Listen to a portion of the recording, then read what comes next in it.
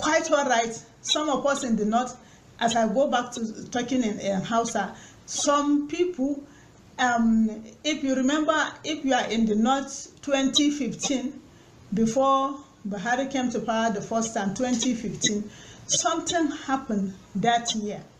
Something happened across the north. People just discovered that, especially Christians, they discovered that their houses are being marked. Their houses are being marked before election, before presidential election.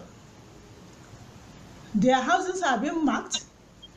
And some Christians, at least I know some that I used to call my husband to tell him the threat they are receiving, that somebody is even about 3 weeks to the election, somebody is telling them that they only have 3 weeks to remain alive. They only have 3 weeks to remain alive. After 3 weeks, if they do not declare Buhari the winner of the election, they are dead people. All over the north, if you can remember very well, that was what happened. In fact, one of the places of my relations, my close relations, my close relative, sister, I will not mention the place, I will not mention the name for security purposes. She was telling me at that time, you know, their community, they have the Christian community and they have the other communities of people that are not Christians, and they were passing by and they saw there was a fight. There was a fight. Some of their neighbors came out of the mosque, and there was so much fighting, and they were the Christians were the one separating the fight, the quarrel, and then one of them have to burst out to say, let me even tell you the purpose for this fighting. We are fighting today because we are having a meeting in this place because all your houses have been shared. All your houses have been shared. We are just waiting for presidential election. If they declare Goodluck Jonathan the winner, if they do not declare Buhari the winner, we are going to kill all of you. And when we finish killing all of you, we will share your houses. And so every house, the house of Malam Wana belongs to Malam Wani. The house of this person belongs to the house of Mr. So and so. It will belong to Mr. So and so. And so this man that is fighting, that is telling this our brethren, he said because they look down at him in sharing of the house, they assigned a house that is a mud house for him. The house of so and so person, which is a mud house. So they look at somebody like him, they now give him a mud house, and that is why he says, so all of them carry cement houses, and he is given a mud house. And because of that, he said he busted out and he leaked out the secret. That was what was happening all over northern Nigeria.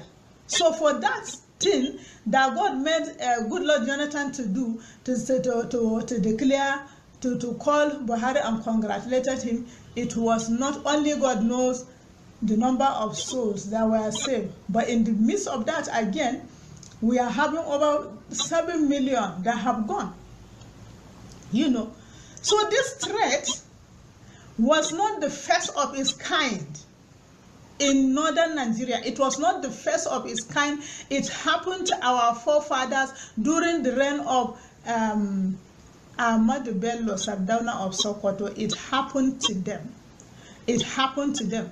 And for my biological mother used to put it this way. She says, you know, for many weeks, whenever every Sunday, as they are on their way going to church, these people, Sardauna people that have been terrorizing the region, tormenting them, as they are passing, they are passing by to go to church, and they have to trek some miles to really get to church, because in those days, it's not that the churches in Nigeria, in northern Nigeria, they are not much, and missionaries have done what they can. So on their way going, they trek miles to go to church, and they will be sounding it in their ears. Remaining so and so week. You have 3 weeks to live. You have 2 weeks to live. By next week, all of you either receive Danfodio's religion or you are dead. That was the threat. And they will go to church on Sunday. Everybody have arrived church with the same story of harassment on the way. And they will put it in prayer.